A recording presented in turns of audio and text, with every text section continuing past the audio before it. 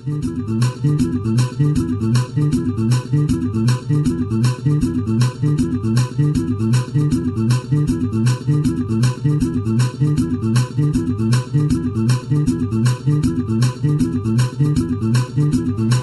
behalf of the University of Detroit Mercy and the chapter of the National Lawyers Guild that is our host today, I welcome all of you. I'm a member of all of the four sponsoring groups. The prime sponsor is the Michigan Coalition for Human Rights, and they are holding their annual meeting on June 19th at St. Paul's Cathedral. The flyer is being passed out by Charlie Rooney.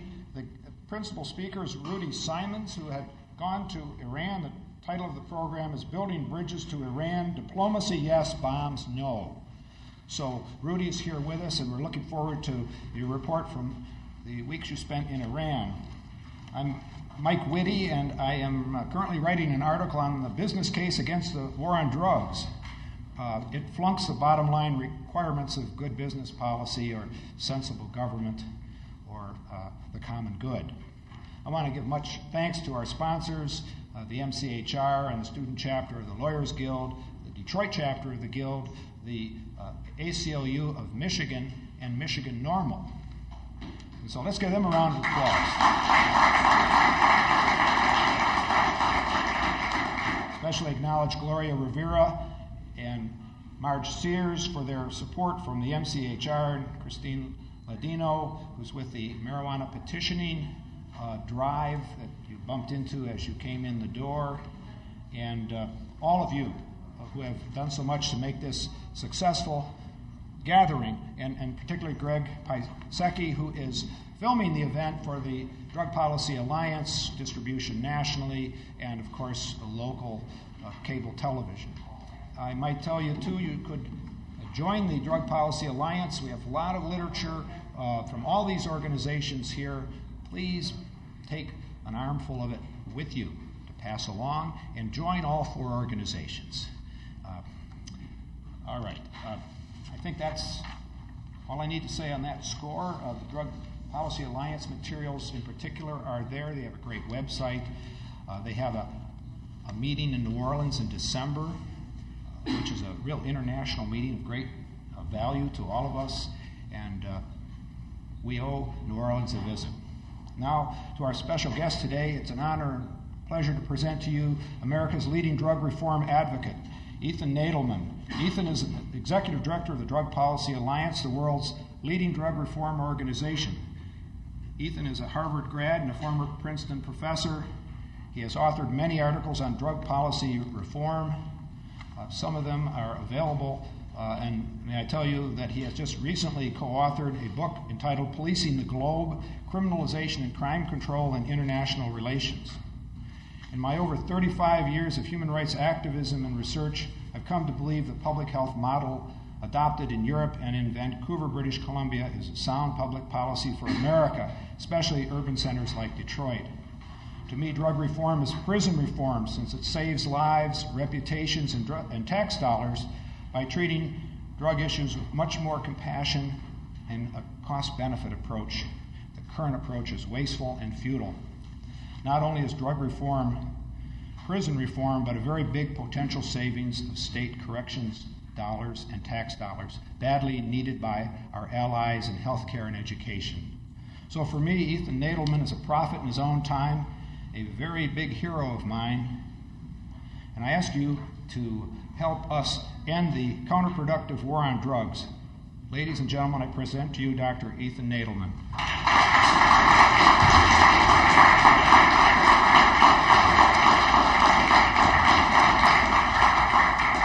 Okay, Mike, thank you very much for that very generous introduction, and thanks also for those of you who hosted this thing.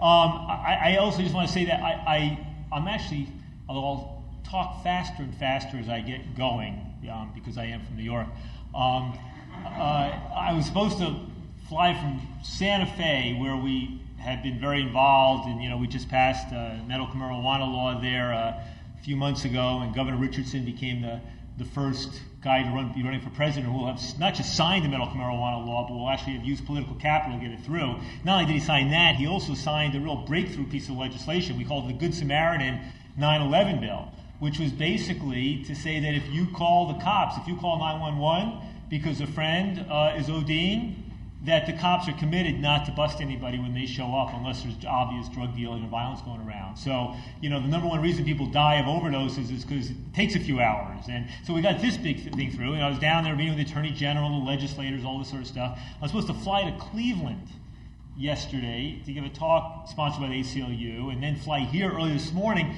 but I got to skip Cleveland. And my understanding is that Detroit was responsible for that.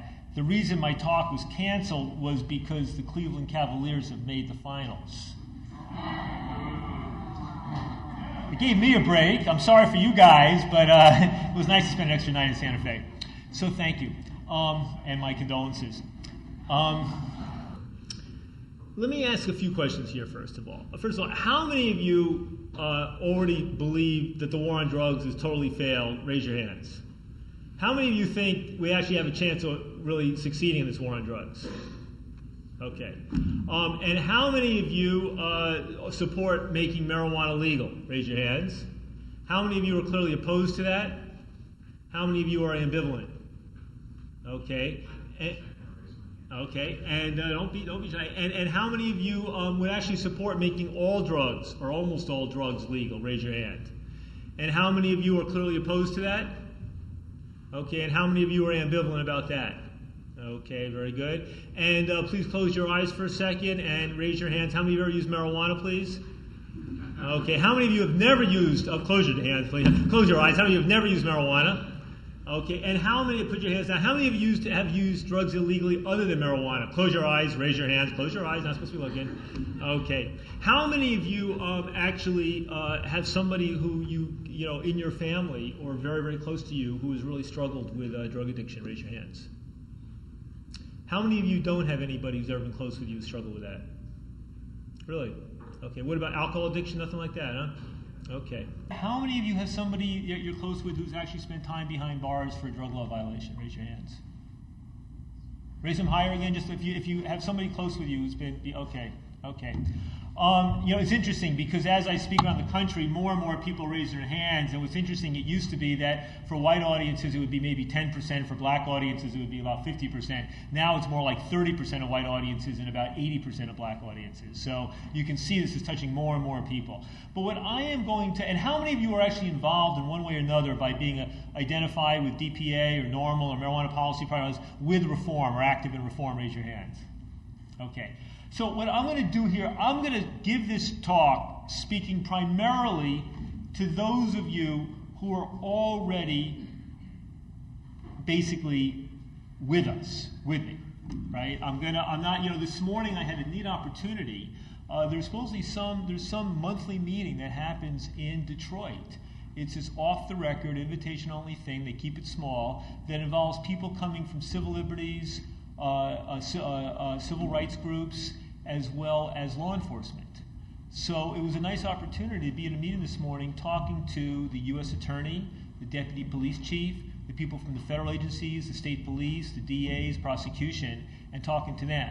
And I have to say, it's always hard to tell. You've got to read the body language and see the people who say something to you. But I can say there definitely appeared to be some openness. And, I wasn't hitting them with a razzle-dazzle, rah-rah speech, but it was about, how about opening up? Why not make marijuana legal? What are we really thinking here? And why not look what the Europeans and Canadians are doing and start prescribing things like pharmaceutical heroin? And how do we think about this? And how do you put this? So I have to say, you can see people are at a point now, unlike, remember the first time I came to Detroit, I came here twice in 89 or 90. One was to debate drug legalization at the annual NAACP National Conference. I remember it was a black narcotics detective named Sergeant Lemon. And we debated this issue. And it went actually pretty well. And then I got invited back to debate the issue before the annual meeting of Michigan prosecuting attorneys on Mackinac Island. And I was curious. I'd been invited because typically prosecutors didn't invite people like me to talk to them. And it was actually John O'Hare, the former DA of Wayne County. And he said, I don't know if I agree with you, but I think, it's important that our people hear it and be challenged. So there's been some tradition of at least thinking this stuff through, and there's also a sense, I think, in which the war on drugs, I was looking at the stats, Michigan is not among the worst states in the country on these things. You know, I think your prison population has gone up roughly threefold, from 15,000 to about 50,000 over the last 20 years, but that's not quite as much as the national increase. The proportion of your general discretionary budget that's devoted to corrections has gone from about 5% to 20% in the last 25 years, so that's a lot. Your per capita incarceration rates are about at the national average, but a little high for the Midwest. And your proportion of drug law violators incarcerated, I think, may actually be below, at least at the state prison level. I don't know about the jail level and the probation and parole violators. So it may well be that there's a time now where if reformers are properly organized and sophisticated in your efforts, that there could be some openings to actually begin to push things forward. I mean, there was this nice reform 5-10 years ago, what's it called, the lifer law, whatever, that Families Against Mandatory Minimums worked on. So there was some progress there, but it's possible that there may be some movement at this point. I think people are just so burned out on the war on drugs. They're just so burned out on the war on drugs. Now, what I want to talk about is what it means here to build a movement, right, for ending the war on drugs. What does it mean? What does it consist of? What do we need to do in order to really become more powerful and more effective? Because the reason I got involved in this, and I think the reason many of you got involved in this thing, is because, you know, we basically believe that the war on drugs is fundamentally misguided. We know there's something wrong with it. We know that the people who kind of blindly endorse it aren't really thinking about things, right? And for many of us, we see this war on drugs as a fundamental evil in our society. Something that needs to be uprooted, something that needs to be eradicated in one way or another. Now, when I say the war on drugs, which is a common phrase, right, which not even the drug warriors want to embrace anymore. I mean, it's kind of been, you know, it's one of those things which you don't want to say, I'm a drug warrior anymore. That's a big change from 20 years ago. It's a sign of progress. But when I talk about that, I'm really talking about two things, right? The first one is the assumption, the simple assumption that anybody having anything to do with certain drugs, with these drugs, not with these drugs, with these drugs, has to be dealt with first and foremost through the criminal justice system, right? So, you know, I mean, if it's alcohol, if it's tobacco, some of the prescription drugs, you know, whatever, that's over here. Unless you get beyond the wheel of a car, under the influence, or commit a violent crime, no matter how messed up you are in those things, no matter how much they're killing yourself with those things, you are not going to be a criminal. But these ones, right, marijuana, cocaine, heroin, methamphetamine, ecstasy, mushrooms, these have to be dealt with the criminal justice system. Right? That first assumption, right, that we need to treat that's the first element of the war on drugs. And that's the element, and I think some of you know these stats, but I found them very powerful when you're talking to other people. So I realize I can be criticized for preaching to the converted. What I'm hoping I'm doing is sort of broadening, challenging, and enlightening, and helping empower you to become more effective advocates in your own lives. We are America, 5% of the world's population, but 25% of the world's incarcerated population. 5% of the world's population, 300 million out of 6 billion, but 25% of the world's incarcerated population, roughly 2.25 million out of 9 million. Secondly, we rank first in the world in the per capita incarceration of our fellow citizens. First in the world at the rate at which we lock up our fellow citizens, right? The Russians keep huffing, puffing, keep up, but they can't do it, right? We are number one. Our rate of incarceration, something like 700 per 100,000 now, is 5 to 10 times the rate it is in Europe, in Canada, and a whole range of other countries. We are off the charts. We all have roughly the same rates of crime and theft and drug use and whatever, but we're choosing to rely on our criminal justice system to an extent that is not just unparalleled, but unprecedented in the history of democratic societies. Unprecedented. Our rates of incarceration of black men exceed the rates of incarceration not only in apartheid South Africa, but exceed the over rates of incarceration in the Soviet gulags of the 30s, 40s, and 50s. So we are truly unique in this regard. Third, we went from having 50,000 people locked up for a drug law violation in 1980, 50,000, to almost 500,000 people today. Almost a tenfold increase. From 50,000 to 500,000 people. And that 500,000 people, we lock up more people for a drug law violation than all of Western Europe locks up for everything. And they have 100 million more people than we do. So just to put this in perspective, we tend not to think about how unique we are, but we are unique. And that 500,000 does not count the hundreds of thousands of people who are getting sent back because they were on parole or probation and handed in a dirty urine, or didn't show up for their hearing because they knew they were handed dirty urine. It doesn't count the people who are prostituting or shoplifting, whatever, to support their drug habit. It doesn't count the people who are involved in violent, acts of violence to protect their turf. It doesn't count those hundreds of thousands of other people. So if you want to add it all up, it's safe to say a third of the prison and jail population is now there for one drug-related reason or another. And if you add in substance abuse, as a generic factor, you're probably getting closer to 2/3 is there. Those are just some stats. Normally when you give numbers by themselves don't mean anything. It's when you put them in a comparative perspective so people can see 5, 25, 50,000, 500,000. Number one in the world.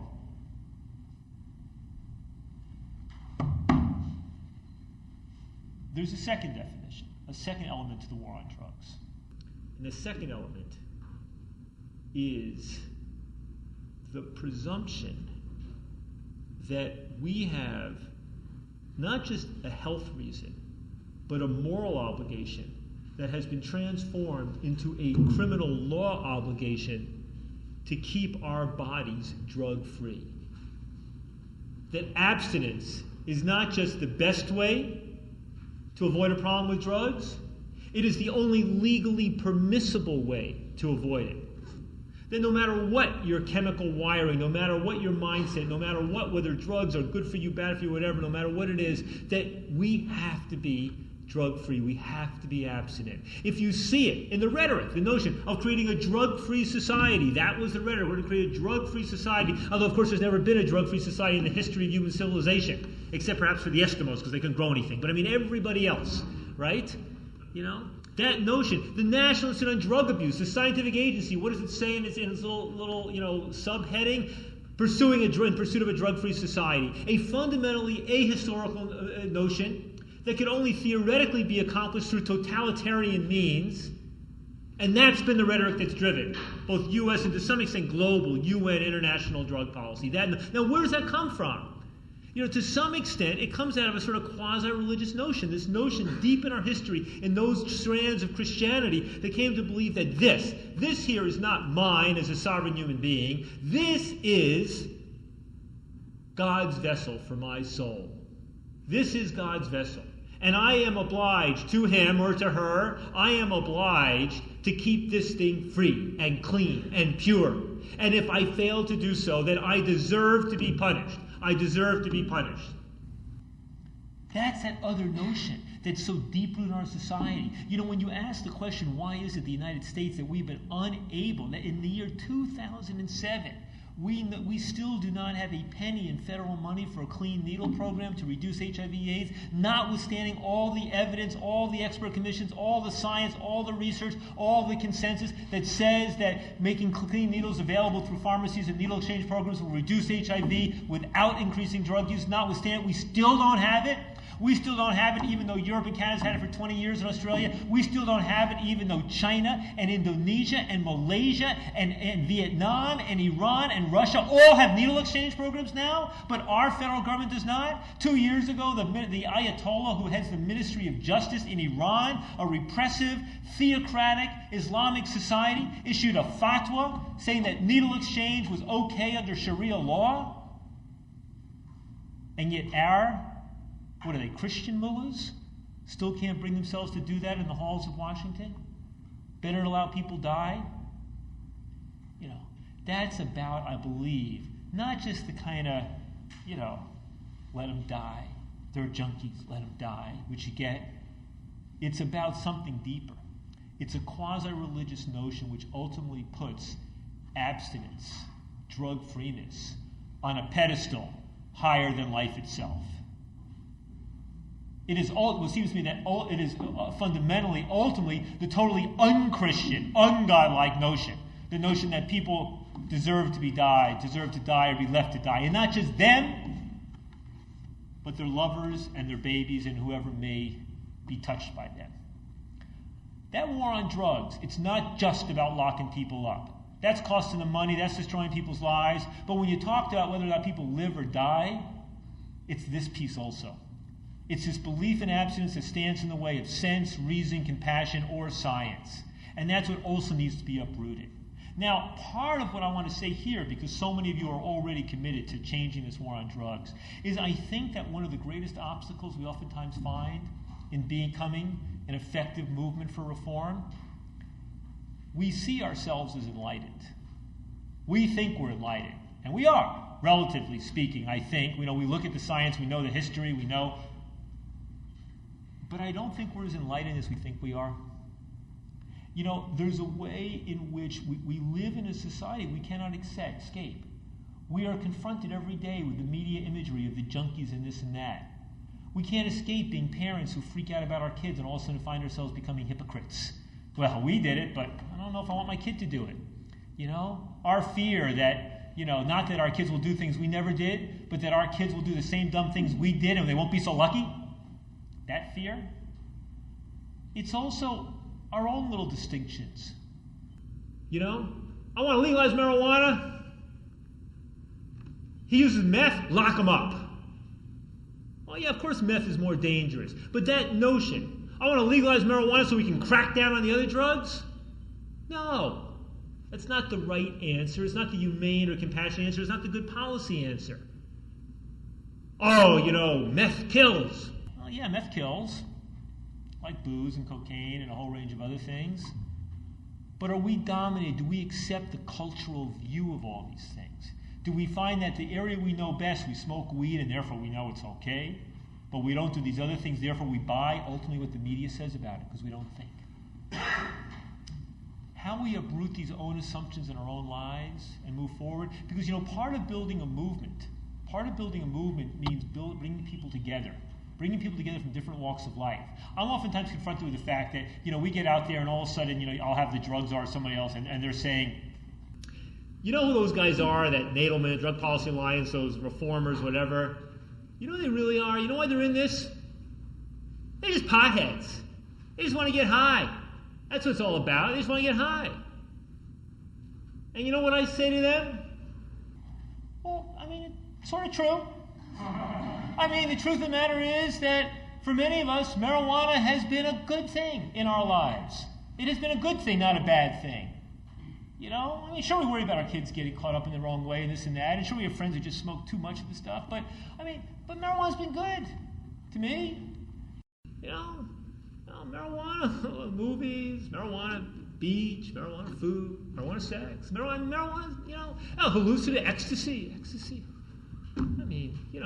It's the reason why they called it the ultimate couples therapy drug, right? The hallucinogens, mushrooms. Many people had powerfully positive religious experiences, pseudo-spiritual experiences. They've been a net plus. All of these drugs in some way or another, there are people for whom, these things have been a really positive thing. And we can't stand the fact that we're treated like criminals because we want to have this weed, we want to smoke this reefer. We can't stand that fact. Why the hell is it the government's business? Why the hell is it my employer's business? Why do I have to worry about losing my job or my driver's license or my freedom because I want to smoke a joint? Especially when this stuff is relatively less dangerous than a lot of legal stuff. Who the hell's business is it? Isn't this my body, and why should I be punished? So you're damn right. We're people who like marijuana, we like these things, and we don't want to be treated like criminals. But is this all we are? Because you know who else the drug policy reform movement and increasingly is? We're also the people who hate drugs. We're the people who can't stand drugs. We're the people who grew up cleaning up our parents' puke because they were alcoholics, and we're the people who have lost our son or daughter to an overdose, and we are the people whose brothers and aunts and friends are living with HIV/AIDS. We're the people who see that genetic strain running in our family and that tendency to addiction. We're the people for whom marijuana really was the gateway drug, where marijuana did lead to those other things. We're the people who wish that we could live in a drug-free world. We wish these things weren't here. We wish they did exist. We think that drugs are horrible and terrible things, and we hang on to sobriety every day of our lives, but at the same time we know that the war on drugs is not the way to deal with drug addiction in our society. The fact that these drugs can be so dangerous, the fact that they can be deadly, does not justify locking up the people who use them, or even for that matter, the people who sell these things. Because we can never work our way out of that. We can never protect ourselves from drug abuse by trying to build barriers around ourselves or by criminalizing or incarcerating so many people that we become a drug-free society. The reality is the drugs are here. They are here to stay. We have to figure out how to learn to live with them so that they cause the least possible harm and the greatest possible good. But the fact that I may hate drugs, the fact that I may have seen how terrible drugs are, does not keep me from arguing for the end of the war on drugs. But you know who else we are? We're also the people who don't give a damn about drugs. We don't really see ourselves as drug users. Maybe we have a glass of wine, we drink coffee, maybe we're, our wife's on antidepressants, our kids taking Ritalin, we're getting older, take Viagra, but we don't really see ourselves as drug users. And we're not actually interested in this war on drugs and drug reform because of drugs per se. What we are interested in is we're interested in preserving the Bill of Rights. We're interested in preserving our fundamental constitutional protections. We're interested in fighting against racial injustice and a war on drugs that really represents the new Jim Crow. We're interested in fundamental human freedom, whether we're a libertarian or a civil libertarian. We're interested in just simply businessman's common sense, that if ever there were a crazy, counterproductive, cost-ineffective policy, it was this. We're interested in American foreign policy and in not eradicating and spraying plants and people all around the world because they happen to be growing these plants and we're going to poison their lands. We're interested in health and science and rationality. We're interested in not throwing taxpayer dollars down the drain. We don't really care about drugs per se or even drug users. What it is we care about the broader principles and the broader interests of society. That's what we care about. So who is the emerging drug policy reform movement? We're the people who love drugs. We're the people who hate drugs. And we're the people who don't give a damn about drugs. But every one of us believe that the war on drugs and the use of the criminal justice system and the criminal laws in order to deal with these things is fundamentally wrong-headed, dangerous, immoral, counterproductive, and ineffective. That's who we are.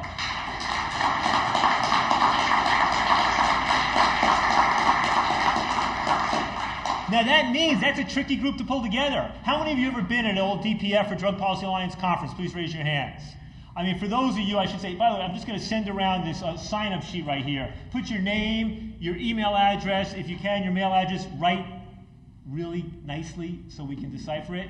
And if you put your name there, you'll start receiving emails from Drug Policy Alliance. We have about 100,000 people around the country, around the world on these lists now. It'll help you keep up with what's going on. There'll be both bi-monthly newsletter as well as action alerts when things are happening in Michigan or Detroit to alert you to what's going on. If you don't like being on it, it's too much, you can take yourself off. But sign up. You should plan on coming, if you can find the resources one way or another.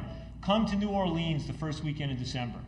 It's going to be the biennial International Drug Policy Reform Conference organized by the Drug Policy Alliance, co-sponsored, or co-hosted with the ACLU, the Harm Reduction Coalition, Marijuana Policy Project, LEAP, Law Enforcement Against Prohibition, and the Students for Sensible Drug Policy. And we'll have co-partners for 100 other organizations from around the country, around the world. But this is the place where you see it all come together. And there's nobody who comes to that thing who doesn't walk away going like, I can't believe what I just saw or experienced. Whether it's your first time or whether it's your 10th time. The reason people keep coming back is because they keep learning and seeing new things. But when you put into one place people who love marijuana, whether it's for medicine or for recreational, and people who love hallucinogens together with people who have been traumatized, when you put in the same room cops, who now are members of Law Enforcement Against Prohibition, LEAP, and are now, as they put it, in recovery against being drug warriors. They've locked up hundreds of people, and they say, what did it all do? Together with the people they were locking up, right? When you see elected officials and people who have been, civil disobedience activists all in one place, there's something that happens, I think, that if you can get there, you will be inspired, and you will be informed and educated, and you will be galvanized to come back here, and you will meet people from Detroit and Michigan who you didn't know before you got there.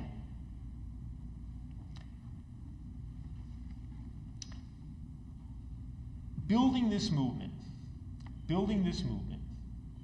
at this point, it's really interesting. I see the drug policy reform movement today as poised in 2007, more or less where the gay rights movement was in the late 60s, or where civil rights was in the 40s, or where women's rights was in the 1890s, or even the movement to abolish slavery and the slave trade was in the 1840s. In every case, people looked at the cause as quixotic. You know, the chance of success seemed so distant, so removed. In every case, the people fighting were fighting for individual freedom and social justice. And they were confronted with enormously powerful vested interests, whether it was landowners or corrections officials or unions or employers or whatever it was. And they were also confronted always with our opponents playing on people's fears about their women and their children. What if we allow black men to be equal? What if we allow women into the workplace? What if we allow gays to be treated the same as straight people? What if we allow a user of this drug to be treated the same as a user of that drug? What if, what if? In every case, simple economic arguments, rational arguments, typically favored reform, whereas vested interests were on the other side. In every case, other countries were moving forward faster than we were ourselves. We could point to we were among the last to abolish slavery in the Western world, among the last to give other rights. And I see us as standing on the shoulders and following in the footsteps of those movements, of learning from their lessons, and being inspired. But ultimately, I don't really know if this just is good rhetoric or if it's correct. I don't think it's possible. We have a paradox, for example. In the civil rights movement in the 50s, or women's rights, or even gay rights, people could get up and stand up, and they looked like regular people. We have the problem for the marijuana movement, right? That when you have a marijuana gathering, whatever, does that help reform or impede reform? Now, I've heard people argue, and I begin to get inclined towards that argument, that when you get 30, 40, and 50,000 people in a very credible thing like the Seattle Hemp Fest or the Massachusetts Boston Freedom Rally, that is a net plus. Because it's big, it's major, it's legitimate, it gives it respectability. But when you do a smaller festival that's about 500 or 1,000 and where kids are getting busted for marijuana, and that's what lands up in the newspapers, where the counterculture element is the image that's perceived, is it a net plus or not? I don't know. Maybe it's a net negative in the eyes of the public, in which case it only makes sense to do if the event itself is not just a celebration, but is actually a strategic gathering for planning and strategizing. I don't know, but I'm throwing that question out to you because I know many of you are involved in the marijuana reform movement. When does this strategically make sense? How do we present this in such a way? I put on a tie on a 90-degree day.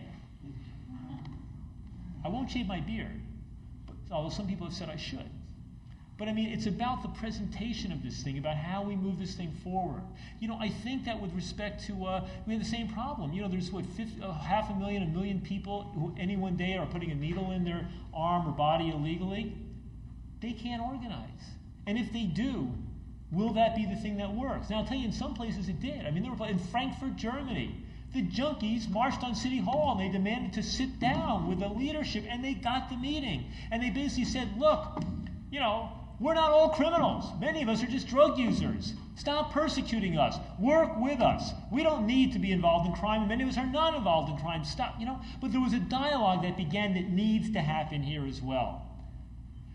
So I don't think we can never do a march on Washington that's going to get 500,000 or 1 million people. Plan it? I don't think it can ever happen. I just don't think it's there. I think the notion of pulling together the people who love drugs, hate drugs, don't care about drugs, but believe the war on drugs is wrong, pulling them all into one thing, I don't see it happening in a way. And I hope I'm wrong. I'm in this to build a powerful national advocacy organization. I'm in this because, to help support and empower local organizations working around the country on this. But I don't know if we can do it that way. So how do we do it? What are the keys? Well, I do think marijuana is pivotal. For Drug Policy Alliance, part of what our identity is, we have a few identities. One identity is we're the biggest organization. We got 50 people working around the country. We're also the Connect the Dots organization. We're the ones who don't just work on marijuana. We work on medical marijuana and marijuana decrim. We're the ones who are working on opposing the prejudice against people on methadone, and we're working on changing the mandatory minimum laws, and we're working on the psychedelics and their religious and their medical uses, and we're working on the international piece, and we're working on the hemp piece, and we're working on all of these pieces. We're working on any area. We're working on any area where the war on drugs is screwing something up. Maybe it's the inadequate treatment of pain in our society. Maybe it's the irrational use of drug testing. Maybe it's the harm we're doing in Afghanistan, Colombia, the Caribbean, everywhere else. We pick our spots based upon that harm. But the other thing about Drug Policy Alliance, and this is true of some of the state-based groups and a few of the national ones, other national ones as well, is that we maintain this balance.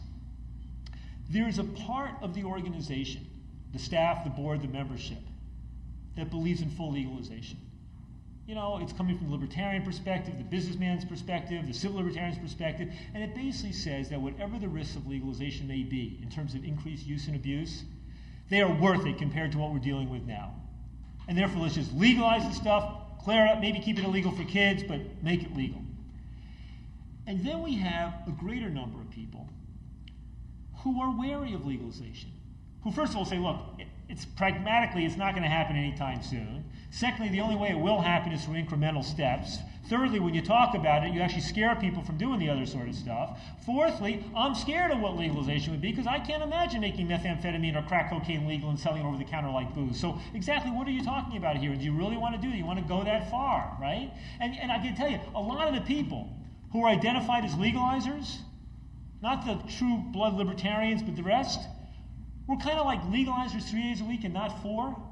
You know, because you're always challenging yourself and always asking yourself. And if you're in Colombia, you're saying, well, legalization probably does make the most sense. And quite frankly, if you're in America's inner cities, which have borne the brunt of all the harms of the drug prohibition policy, without any of the benefits in terms of reduced drug use, the benefits that, say, the suburbs may get, legalization makes sense. But if you're sitting in a suburban community where drugs are not as widely available and maybe prohibition has sort of worked and most of the people getting beaten up from it are not in your community, now, part of, I think, what makes our lives difficult and challenging, but which also empowers us, is that we are moving forward on both fronts. We've managed to build a consensus around harm reduction, around the basic idea that drugs are here to stay, around the basic idea that criminalization is presumed to be the least good way of dealing with this, right? And around the fact that we need to learn how to live with drugs so they cause the least possible harm and the greatest benefit, right? And we built a consensus that says, with marijuana, make it legal. Whether it's like alcohol in a tough regulation state, or whether it's like the Dutch, where it's not quite legal, but it's the coffee shop and almost legal. And with the other drugs, we say, eliminate the prohibitions on simple possession for your own use. And finally, we say, let's find ways to pull this thing out of the underground, out of the black market, so that we can begin to regulate. It's a notion of legalization or decriminalization as a synonym for regulation. That regulation. You know, people oftentimes think, they pretend, they confuse, they believe that prohibition represents the ultimate or the extreme version of regulation, right? The toughest form of regulation is prohibition. When in fact, prohibition represents the abdication of regulation.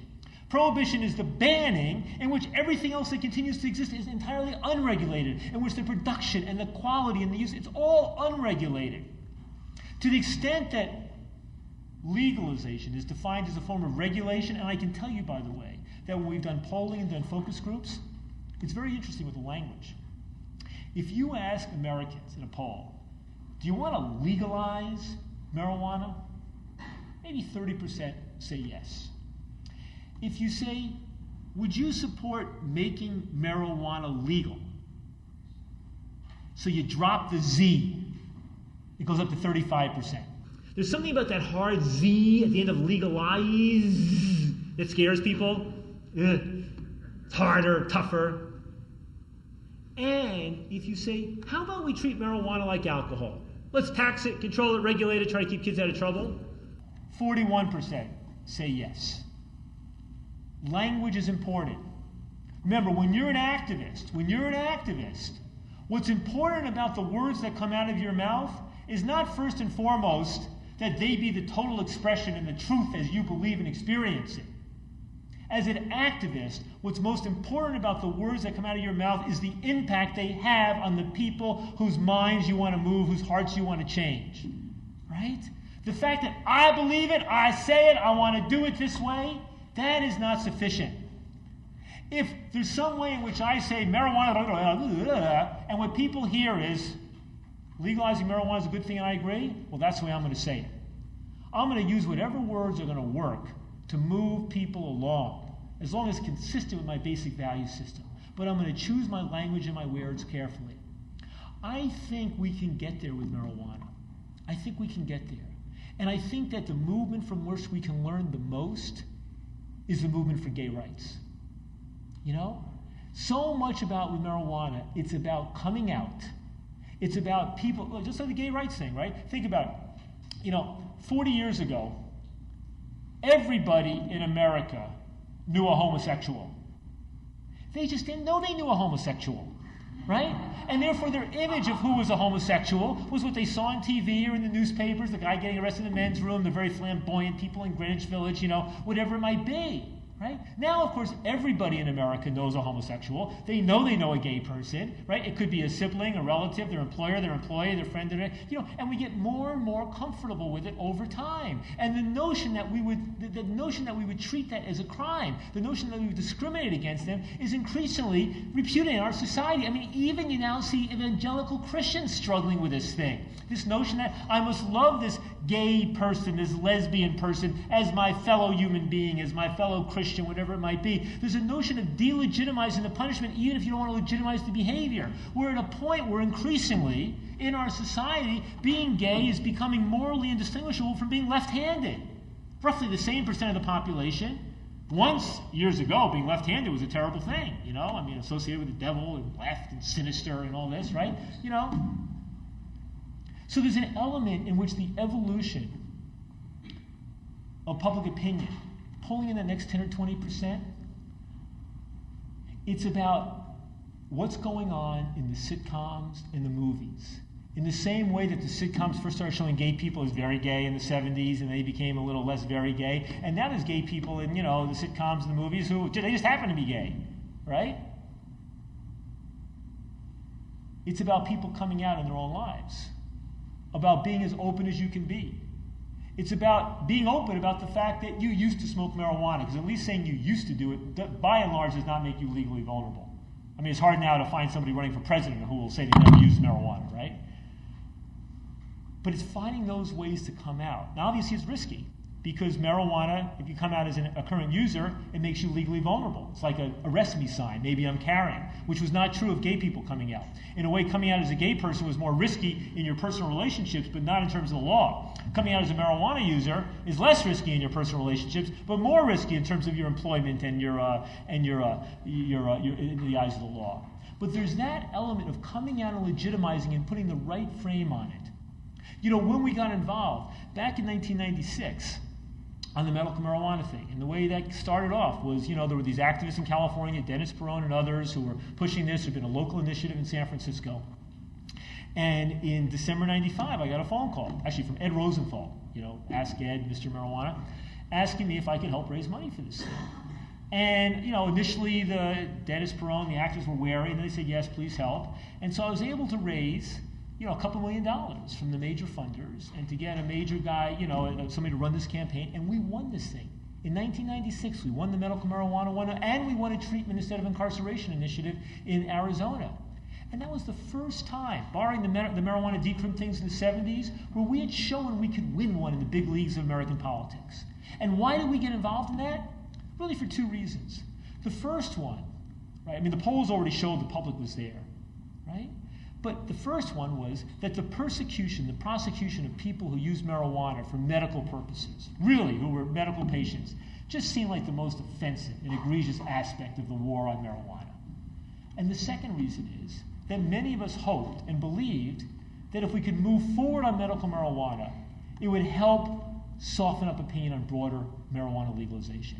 It changed the imagery. The media, instead of focusing on the marijuana being the tie-dye kid in the tie-dye t-shirt, right, with the long blonde dreadlocks, all of a sudden becomes somebody who's 40, 50, or 60 living with AIDS or multiple sclerosis or just having been through cancer treatment, right? We changed the imagery. We showed that we could win something. We began to redefine, and we pushed the notion of marijuana as medicine, right? It was a policy, and if you ask me now, did it work? Did pushing in the medical marijuana thing help soften up opinion on broader legalization? I think the answer is yes, but I can't prove it. I can't prove it. We then went from there and we won the same initiatives in Alaska, Oregon, Washington, Colorado, Nevada, and Maine. The Marijuana Policy Project became active, and we both helped get this thing in Hawaii, and then they went in Rhode Island and Vermont, right? Then we just won New Mexico, Connecticut. Today I'm making calls because we got the medical marijuana bill through both houses of the Connecticut legislature last Friday, and now it's going to Governor Rel's desk, and she's saying she only supports it if it's only for people who are terminally ill, and we're trying to bring everything to bear to get her to move on that. So we know that it's like getting that foot in there, right? But we also know that it's not necessarily going to be sufficient. And sometimes I think that all the work that we can do as advocacy organizations for us in NORML and MPP pales in moving public opinion compared to the fact that the television programs and the movies are putting this stuff out there, right? It's a cultural transformation. And what we need to do is to keep figuring out how we position and image this stuff so it gets us the next 10 or 15%. I have oftentimes debates with Rob Campy at a Marijuana Policy Project about what is the continuing, like this mission. You guys are going to have a medical marijuana initiative in Michigan. This is a wonderful thing. I hope this thing wins. I hope this thing gets through. Now, if I'm standing back and saying, well, we have a total of $20 million for the whole drug policy reform movement, and does it make sense to put $2 million into winning one more medical marijuana initiative in Michigan? I'm not so sure. But the fact of the matter is, it's moving forward. It's got to win. It can't lose. It's got to do it, right? But the question is, how do we most effectively utilize our limited resources to move this thing forward?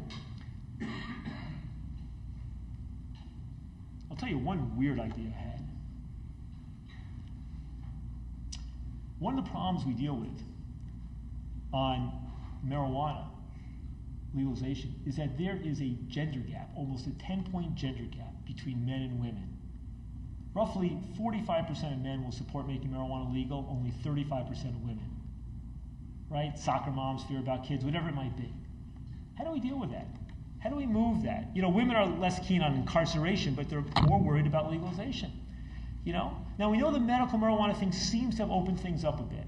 And we also know that in a place like California, where the law is much more open-ended, you now have a couple 100,000 people going to 300 different cannabis dispensaries. Actually, it's the closest thing to the Dutch coffee shop system in the world now exists in California. You need a medical ID, but it ain't so hard to get it. Right? And we know that in the broader culture,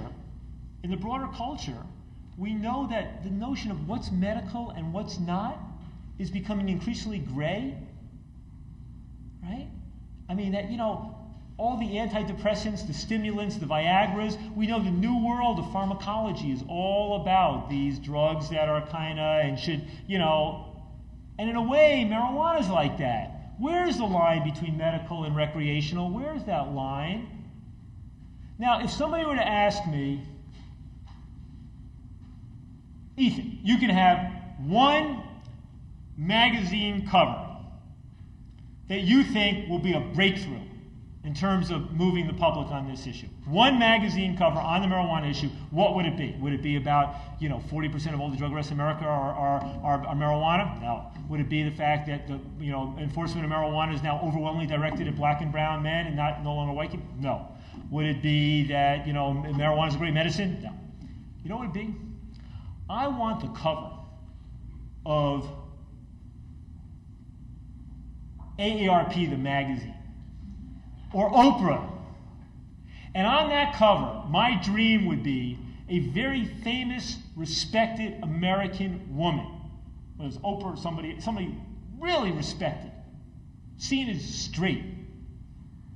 And what I want is an interview with her talking about how smoking marijuana has been the thing that has kept her sexual relationship with her beloved husband the last 40 years vital.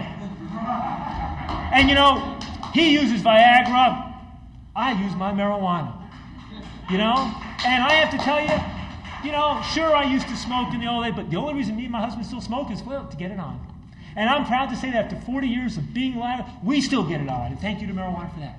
Right? And then you have the interview and you find out other women, people who actually never smoked until they actually got sick and they started smoking it as medicine. And then next thing they knew, oh my God, right? And I even know who I wanted to write the story. There's a Pulitzer Prize winning science writer from the New York Times, Natalie Angier, and she's got this book called Intimate Geography. It's a best-selling feminist book on women's bodies and such. And in this book, she talks about how she and every other woman in her family had their first full-blown orgasm under the influence of marijuana. Right? And I got to tell you, as I talk this idea around, the number of women I meet, and by older I mean 39 and above, right, who say, sign me up? I can't believe it, right? Sign me up, sign me up. I got to tell you, I think if we could get that cover story, and AARP, now mind you, AARP, they did a nice interview with Willie Nelson, but they actually had a medical marijuana story they were going to run with, and they actually squashed the story at the last minute. It was in galleys, it was set to run, they issued a press release because of pressures, outside pressures. But if you could imagine, what would happen with that story? Because when you start to talk about marijuana and sexuality, first of all, you're addressing the part of the demographic, older women, who is most resistant. Secondly, you're creating an interest in what is it? This is not just the drug we worry about our kids smoking too much of. This is a drug, but it's not medicine, but but it's something else, right? And we also know in our society, with all this gray area between what's medical and not, here we have marijuana waltzing into that, right? Because we know, and meanwhile, the government is spending billions of dollars to put all this bullshit out there about how terrible marijuana is, and this stuff is the crack cocaine of marijuana. They don't smoke marijuana. They're idiots. It's not crack cocaine or marijuana. You get better potency stuff now. You smoke less of it, And quite frankly, 30 years ago, I remember smoking one-hit pipe back then. I mean, give me a break already, So but they keep putting out, there's new evidence about marijuana and schizophrenia. The Dutch academic who came out with the evidence about marijuana maybe being associated with schizophrenia, he was asked, so what do you think that this means in terms of policy? His response is, I think it means we need to legalize it. Because if it's associated with schizophrenia, we need to regulate this stuff. I mean, so the government's putting out all this stuff out there. I, as DPA, unlike to some extent NORML, right, can't be associated as being pro-marijuana. And as I said, we are a movement also full of people who hate marijuana. But if I'm thinking strategically, what helps move public opinion forward? It's that, right? It's the same thing in the broader area. The movie Traffic. Most of you saw the movie Traffic, right? Okay, now that did a great job of pointing out the futility and the cynicism of the war on drugs. But they left out the negative impact of the war on drugs. They left out the 500,000 people behind bars. They left out all this other sort of stuff. I think a major motion picture, I get sent dozens of documentary proposals all the time. Some get made, some don't. I don't have money to do it anyway. But a major motion picture that did that sort of stuff, I think that would make a real difference. But I think that marijuana piece is pivotal. But we can't just leave it at that. When I was meeting this morning with law enforcement, and they were half law enforcement, and one of the things I said to them was, I was actually surprised. This worked better when I did it in Baltimore, where needle exchange has been a big issue. And the question was, how many of you support needle exchange? At least in Baltimore, 90% of people among law enforcement, business, you name it. It's just, yeah, we accept it. And I say, how many of you supported needle exchange 20 years ago? Like 30% raised their hand. And I said, you realize that in the time it took you to get to the right view on this thing, hundreds, if not thousands, of your fellow citizens got infected, and many of them are now dead. There is a cost here to a slow learning curve. There's a cost to a slow learning curve, right? Don't be so easy on yourself, right? Now the question is, what's the equivalent of needle exchange 20 years ago, where we should be moving forward? I think legalizing marijuana is one of those things, right? As I said this morning, I said, so what's the only major argument left against legalizing marijuana? And what is it typically? We got to protect the kids. Protect the kids, protect the kids, protect the kids, right? That's what you always hear all the time, right? And then you ask the question, who today has the best access to marijuana in America? Kids. Who had the best access 10 years ago? Kids. 20 years ago, 30 years ago? Who's going to have the best access 10 years from now? The kids, right? Now, even as marijuana use goes up and down, 80% for the last 30 years, every year on surveys say it's easy to get marijuana. And the 20% who don't say that, because they're not interested at all, right? So we say we got to keep it illegal to protect the kids, and the kids look at us and go, exactly what are you smoking, right? What a joke. Right? And yet over 40% of all marijuana arrests in America are for, all drug arrests, over 700,000 out of 1.8 million are for marijuana possession. The issue needs to get legitimized. It needs to be pushed. It's remarkable how few politicians are willing to come out and say it. Although it's also pleasantly surprising how many more are increasingly willing to say it privately. We need to get that private discussion out into the public, right? Through strategic advocacy. But in terms of the other cost, I said, look outside in Europe now. They're prescribing heroin to junkies, right? And it's working. And the biggest supporters are the cops, because it reduces crime, reduces black markets, and it helps these people live a more decent, tolerable life.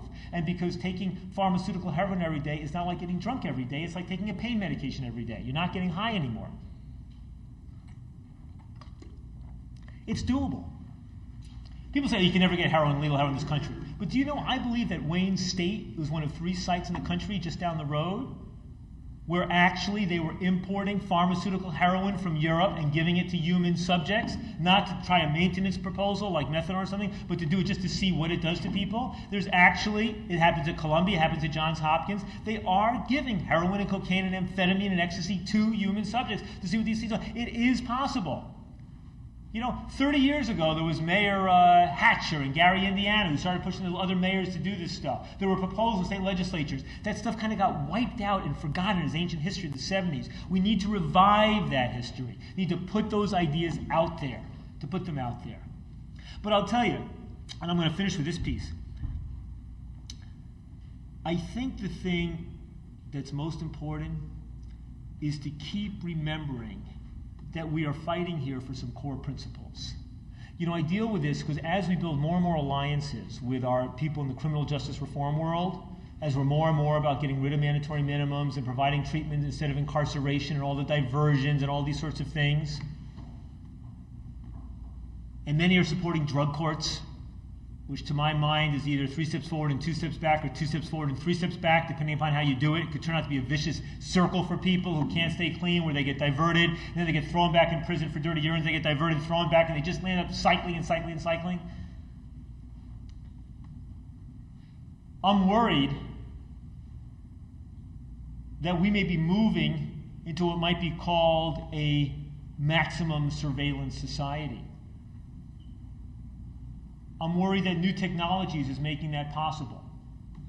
I worry that we are moving into a world in which both what might be called internal surveillance and external surveillance are going to be increasingly pervasive. When I talk about external surveillance, what I'm talking about is the ability of the government to know where you are at any one time. I'm talking about the growing use of electronic devices and now GPS devices, right, to deal with people who are in the parole and probation system. I'm talking about the use in which now it's becoming more popular. People want to have it put onto their animals in case the animals get lost. Now they want to get it put onto their kids in case their kids might get kidnapped. Now they want to put it onto their parents in case their parents have Alzheimer's and get lost. It's all good, right? You know, let's know where everybody is. Our cell phone devices increasingly have little GPS things in there which can be turned on. It's good if you're stuck somewhere, if you're hurt, the cops can find they can come to you, right? Maximum surveillance is a good thing. It's a good thing. It's a good thing. And maybe when people come into the country, if you're a legal immigrant, you got to wear one of these GPS devices so we know who you are. And maybe if you're just visiting, you got to wear one of these things. And maybe this, and maybe that, and maybe employers are required so they know where you are, right? I mean, you know, it's one of these things that has so much good about it. And then it's Big Brother. And ultimately, who says what we do with this stuff? I am so worried that the next time we have a major terrorist episode in America, that there's going to be a huge push, that we're going to decide that we can no longer afford to continue to exist having anonymous individuals on our soil. So that we will see a creeping towards larger and larger surveillance, external surveillance. And then internal surveillance, that's what I put in here. That's drug testing. Used to be urine testing. Now it's sweat patch testing, it's hair testing, it's breath testing, it's the kits to drug test your kids, it's the things where you can, you know, wipe it on something and find if your kid smoked a joint last 5 days because it'll show up on his knapsack. It's all of the other ways in which we can do this. It is now the possibility, which are beginning to emerge, of having external and internal surveillance. So you're diverted, you're put in a diversion program, you got picked up for marijuana, and what you have now, you know, is something that's a patch that can detect if you smoked a joint, together with a GPS device.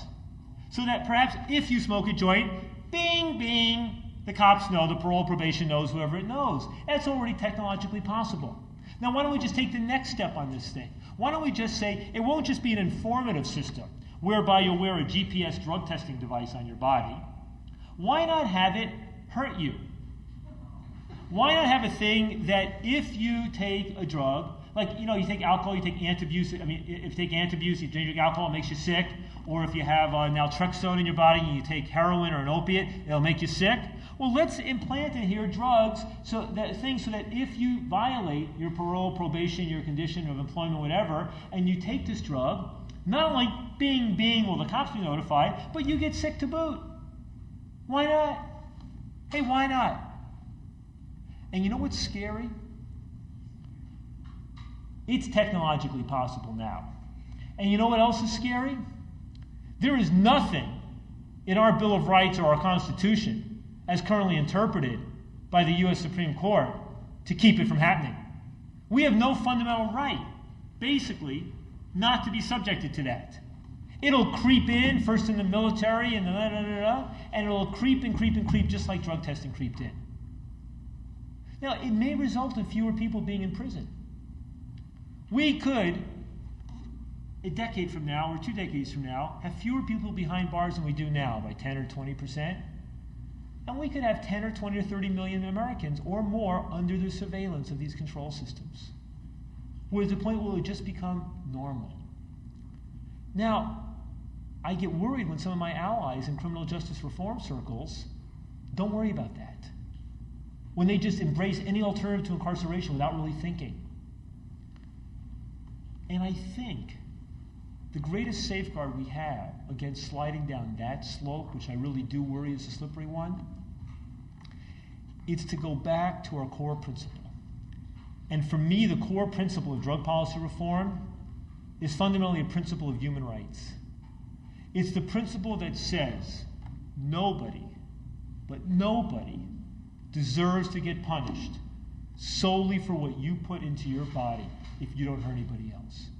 Nobody, but nobody deserves to get punished solely for what you put into your body if you are not hurting somebody else, if you're not getting on the wheel of a car or hurting somebody else. You do not deserve that this body, or this mind in this body is sovereign. This is mine. Whatever my relationship to God, my higher, whatever it is, this is mine. This is mine. And what goes in here is mine. And I can and should be held accountable if I do harm to others. And the fact of my putting these drugs into my body or my being addicted to these things cannot be allowed as an excuse. If I go out behind the wheel of a car or hurt somebody else, I can't say, oh, I'm a drug addict, I'm a heroin addict, I'm a Twinkie addict, whatever it might be, and that's what made me do it. That cannot be permissible. It may be a reason, a rationale to provide somebody treatment instead of incarceration, but it cannot be a justification or an excuse. But this fundamental right, based upon the notion that nobody deserves to be discriminated against or amongst based upon what you put into here. Nobody. And that holds true. I'm not just talking about the fact that you're the responsible alcohol drinker, you're the responsible marijuana or hallucinogen user or cocaine user, you're not hurting anybody else, and therefore, it applies to you. I'm also saying that this principle applies just as well to the confirmed alcoholic and the confirmed heroin addict. There is no reason to say you're an alcoholic, you're struggling with it, but you're not going to prison unless you get behind the wheel of a car or hurt somebody else. You are a heroin addict, your drug actually causes less harm to your body than anybody else, your drug is less associated with violence than that one is. But if you take it, you're going to go to jail. You're going to go to prison. You're going to have dirty urine. You're going to do that. I don't see any basis in science, any basis in health, any basis in ethics, or in the Bible or religion for making that distinction. Where is it written? Thou who uses alcohol and gets fucked up in alcohol will. Whereas thou, it's not there. It's not there. That core principle that this is sovereign. That's the greatest protection for the future. And that civil libertarian, that human rights principle is not just about my right to get high or my right not to be punished for what I put in here. That's the core principle out of which the reformation of the entire system can ultimately happen. When we look at the racism of the war on drugs today, and we ask how do we ultimately untangle that, and then when we assert this core principle of sovereignty over mind and body, and we ask the question, what is the connection between the assertion of this core principle over here about sovereignty and human rights and this racist war on drugs? Then ultimately the way we untangle and uproot what's going on there is here. They have to move forward in tandem, the efforts in the mainstream and the level, the incremental, the legislative, the litigative, to reduce the war on drugs, to pull back, to roll back, while we continue to assert that core principle. In fact, I'll go one step further, that when we look at what perhaps is the greatest thing about America, in my mind, which is the Bill of Rights, and especially the First Amendment, those fundamental protections, the freedom of speech, press, religion, assembly, that which makes us great, that which most Americans would probably not approve today, but that which makes us great in our long-term history.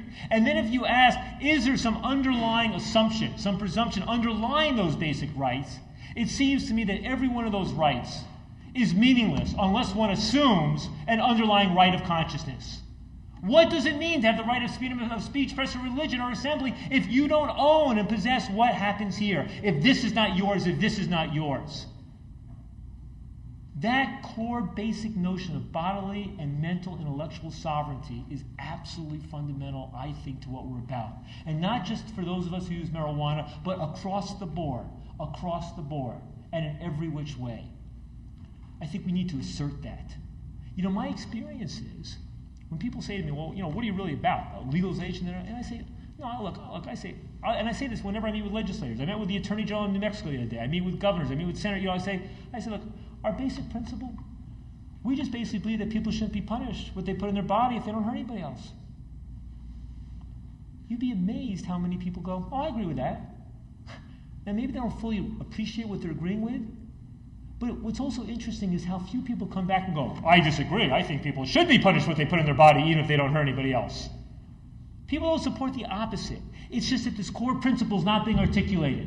So I'm going to ask you one thing. Apart from trying to come to New Orleans and signing the email list of Drug Policy Alliance and being active with NORML and MPP and all in Michigan's Commission on Civil Rights and doing whatever you can in your own lives and being active and organizing, is start asserting this goddamn principle. Assert this principle that your bodies are sacred and so is everybody else, and that nobody deserves to be punished solely for what you put in your body if you don't hurt another soul. Thank you very much. Thank you.